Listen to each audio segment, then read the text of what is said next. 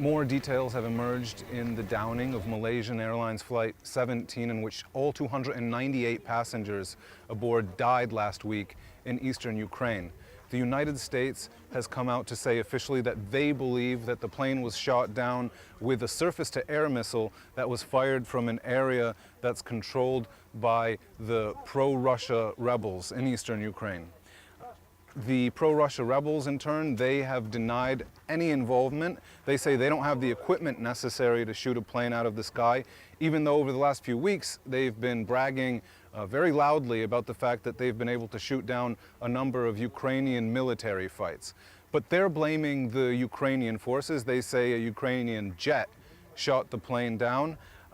Ukraine, in turn, denies its involvement. It's hard to be 100% certain about who shot Flight 17 down, but what's clear is that the separatists don't seem very interested in allowing an impartial investigation to take place at the crash site, which they control. Как-то обстановка в боях изменилась в связи с крушением самолета малайзийского, или это ничего не поменяло для вас? Ну, что для нас это поменяет? Это общественно-политическая ситуация, мировая, то есть оно на нас влияния не оказывает.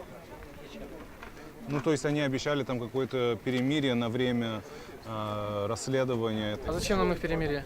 Не знаю. Их здесь вообще сделать нечего. Чемодан, вокзал России — это в лучшем случае.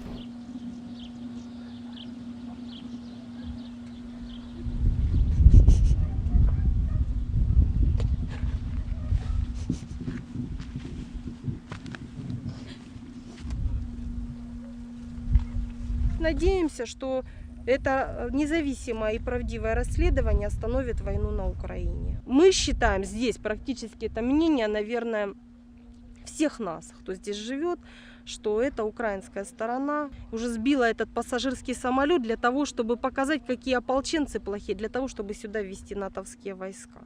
Но это наше такое субъективное мнение, чтобы здесь уже НАТО помогало полным ходом устанавливать украинскую власть.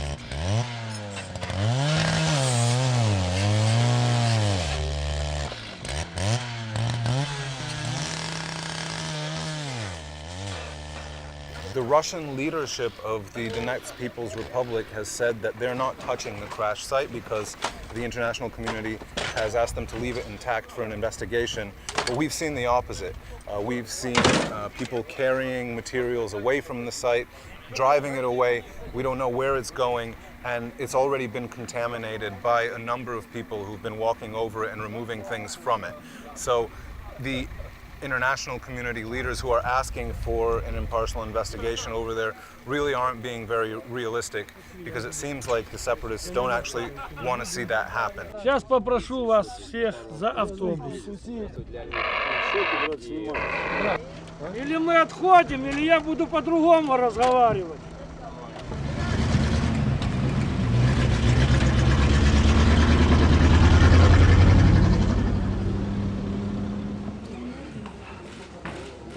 Здравствуйте, господа.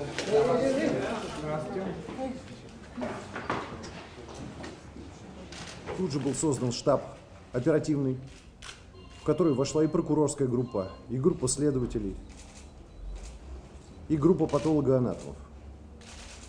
Однако этот штаб не трогал никак обстановку на месте происшествия, ожидая приезда международных экспертов и специалистов. Надо сказать, что представители ОБСЕ оказались не очень довольны взаимодействием с нами, и я объясню причины этого недовольства. Они считали, что та охрана, которую мы им выделили, не позволяет им достаточно активно действовать по всему полю, вот по всей территории, на которой случилось происшествие. Я объяснил им и объясняю вам, что это связано с тем, что место катастрофы находится фактически на нейтральной полосе. На полосе, так сказать, практического соприкосновения наших подразделений и сил противника, то бишь украинских войск. Соответственно, пребывание на этой территории представляет некоторую потенциальную опасность. И наша охрана, она прежде всего пыталась обеспечить безопасность членов миссии. Боевые действия продолжаются по всему фронту и продолжаются активно, поэтому, естественно, обеспечивать безопасность мы можем только очень относительно. В любую минуту обстановка на месте происшествия может быть изменена таким образом, что у нас не будет возможности ни для генетических экспертиз, ни для технических экспертиз обломков самолета. Поэтому мы просим, настаиваем, призываем, все что угодно, как можно быстрее экспертные группы прибыть на место происшествия. Мы заинтересованы в максимально полном и объективном расследовании обстоятельств этого происшествия. Однако мы не встречаем доброй воли и экспертов международных, и, простите, мы не видим доброй воли всего международного сообщества.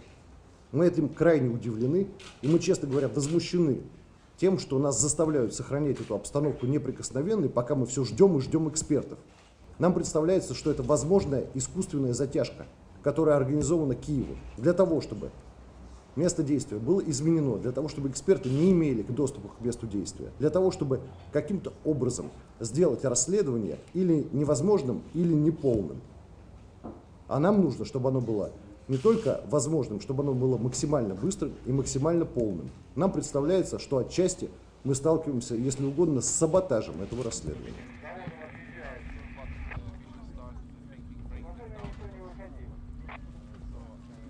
We have seen developments from the very first day, including now the continuous removal of bodies.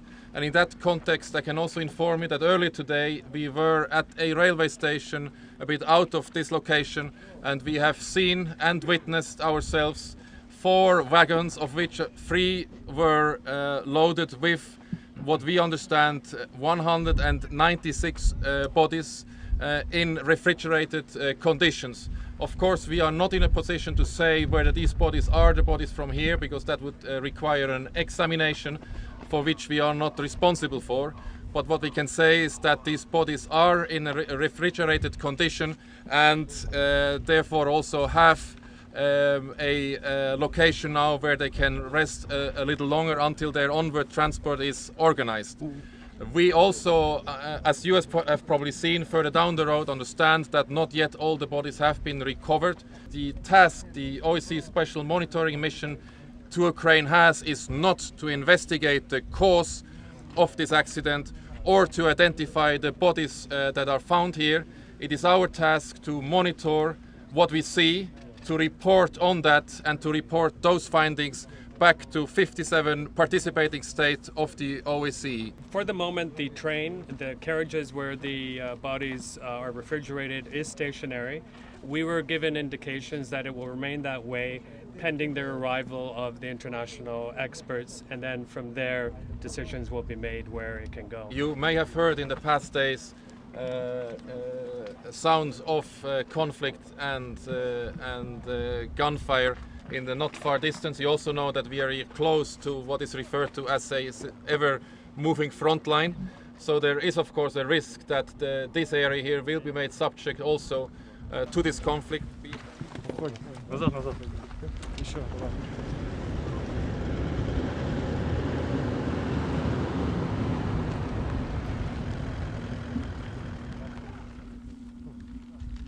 Понятное дело. Да, слушай, ну я думаю, что совесть чиста, да? Да, вроде да. Ну, всего-навсего 2 часа еще. А? Всего-навсего